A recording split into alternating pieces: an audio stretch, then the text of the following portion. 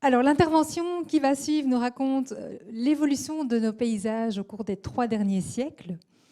Au lendemain de la Première Guerre mondiale, la Wallonie présentait une diversité paysagère régionale maximale, reflétant les spécificités naturelles des sites et les agricultures spécialisées.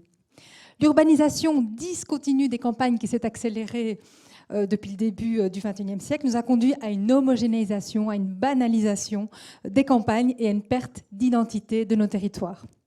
C'est ce bout d'histoire que va nous raconter Dimitri Belaïev du bureau Paysage, Expertise et Formation. Et je peux vous le dire, il a vraiment le don de raconter ça de manière très passionnante. Dimitri Belaïev.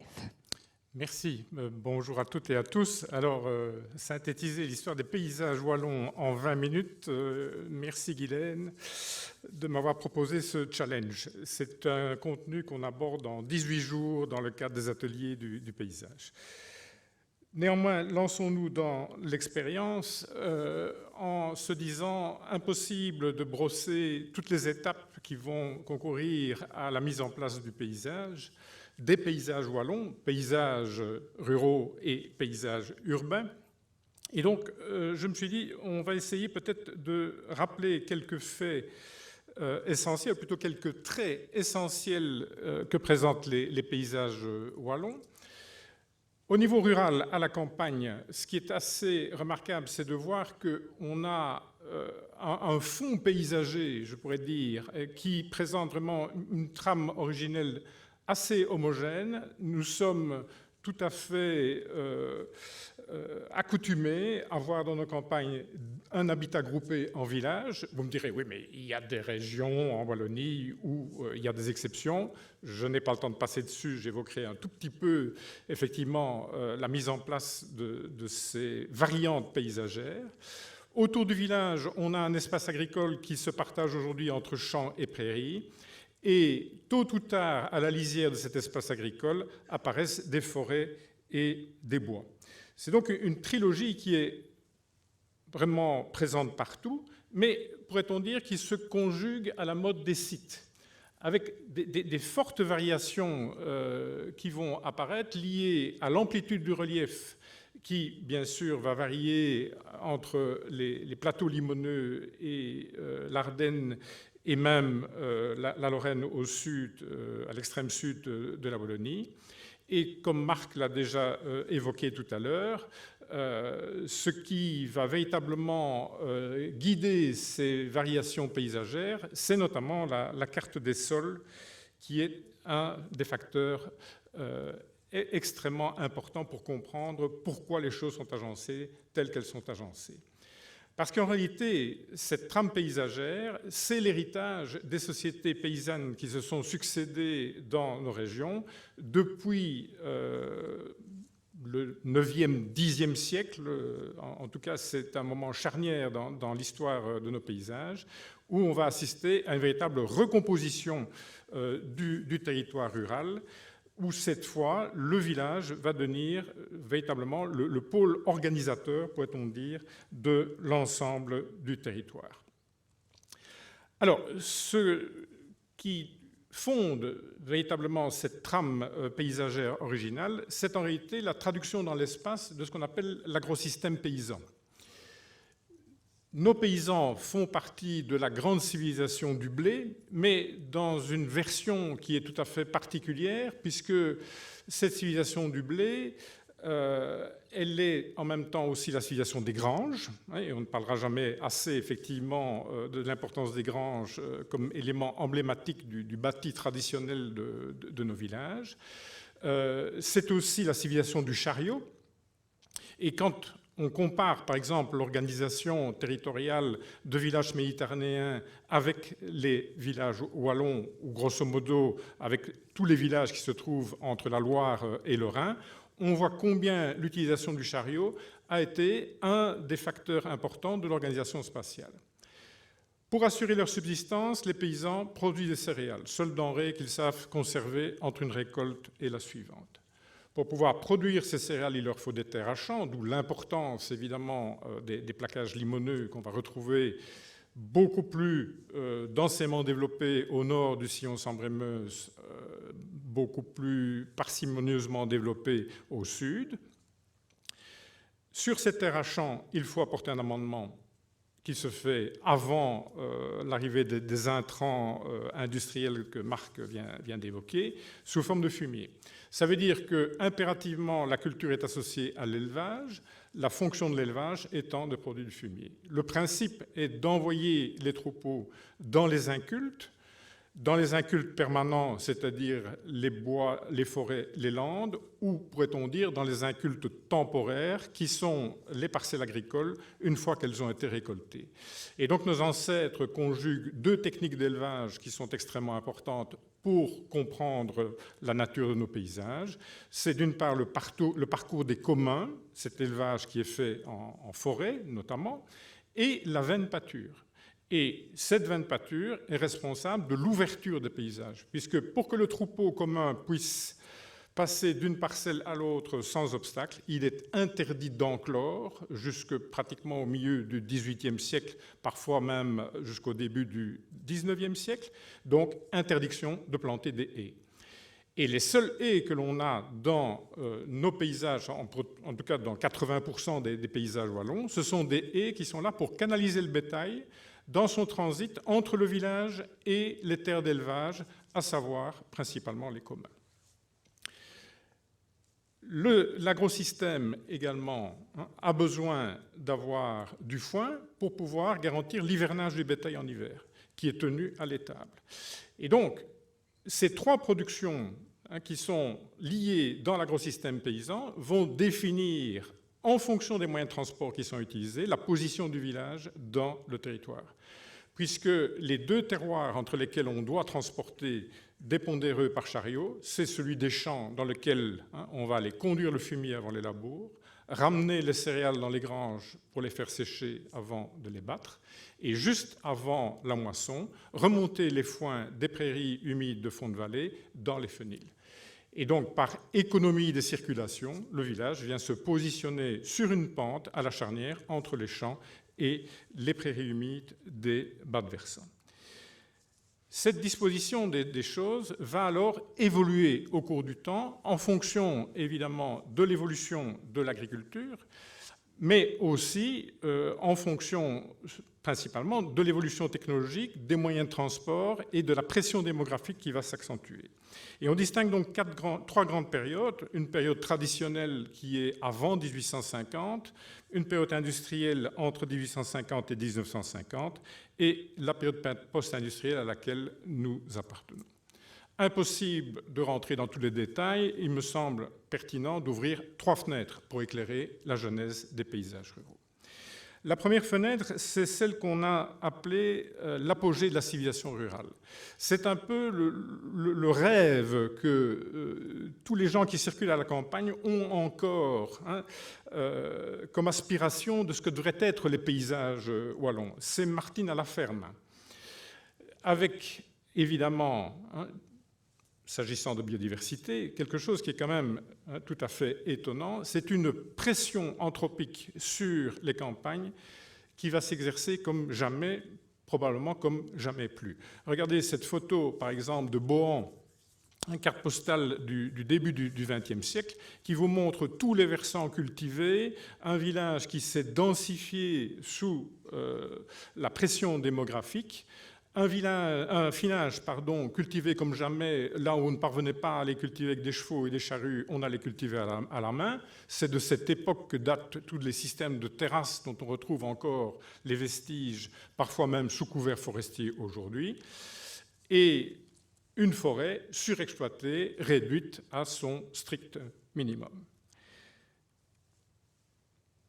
À cet apogée de la civilisation rurale, où nos villages contiennent l'effectif de population le plus élevé, va assez rapidement succéder, suite à une série de crises agricoles, et notamment des crises agricoles qui sont liées à l'ouverture des marchés, liées elles-mêmes à la modernisation des moyens de transport, ce que nous appelons les effritements de la ruralité. Je vous montre ici un panorama de Vrais-sur-Semois. On est dans la même région que Bohan. On est quelques 50 ans plus tard et on voit à la fois une forêt qui est en train de regagner des espaces pourtant qui avaient été défrichés. On reconnaît très très bien les paissières en forme de lanières qui sont en train de se mettre en place. On voit aussi la progression des herbages. Et donc, suite à ces crises agricoles que l'on nomme souvent crise du blé, puisque c'est l'importation des blés russes et américains, meilleur marché en Wallonie que ceux qu'on produit dans nombre de régions wallonnes, qui va faire s'effondrer évidemment les cours. Et seuls les agriculteurs qui auront des capitaux, qui auront des savoirs, vont pouvoir se convertir à l'élevage.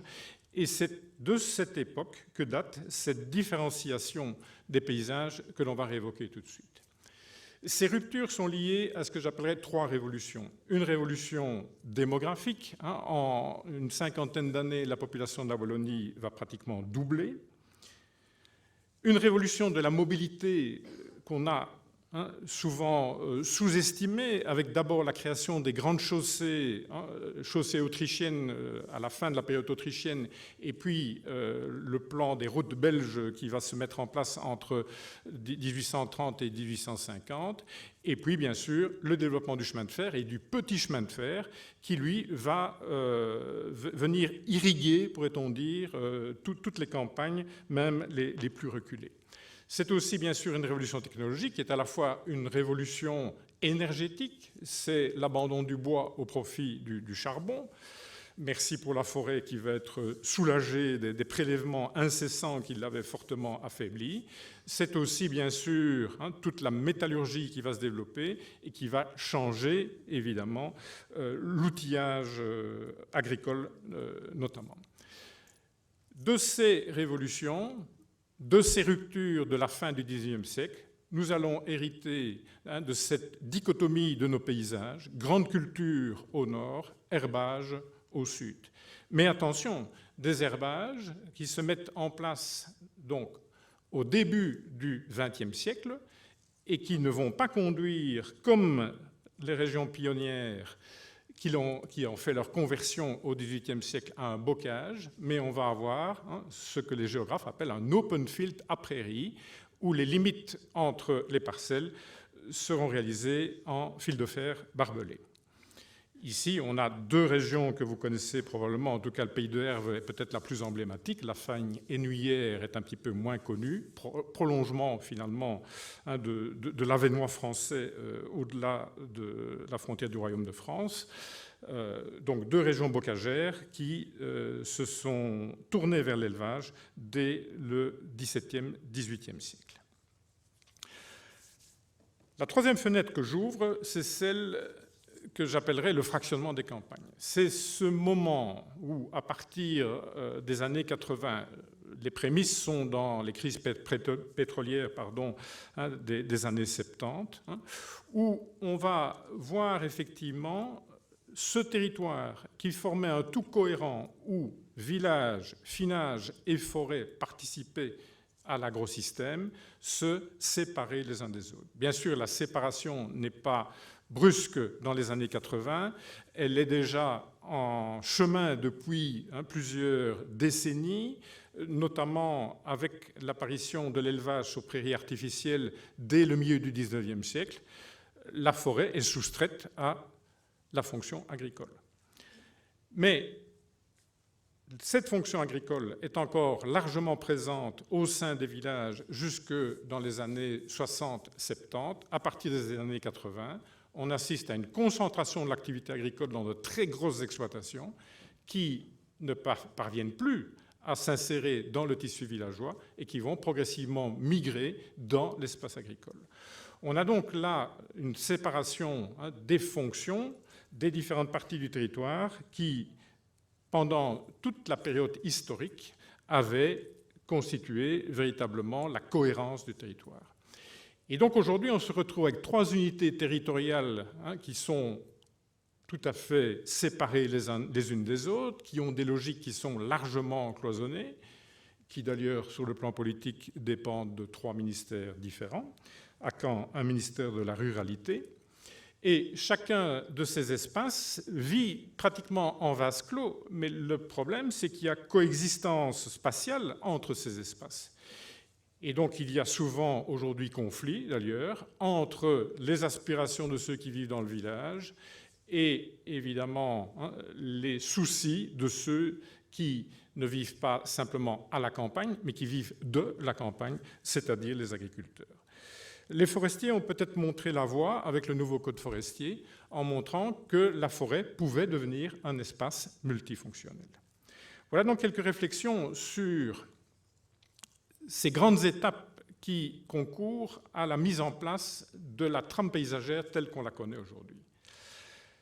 Dans les dernières décennies, il y a, me semble-t-il, aussi de nouvelles choses qui sont apparues.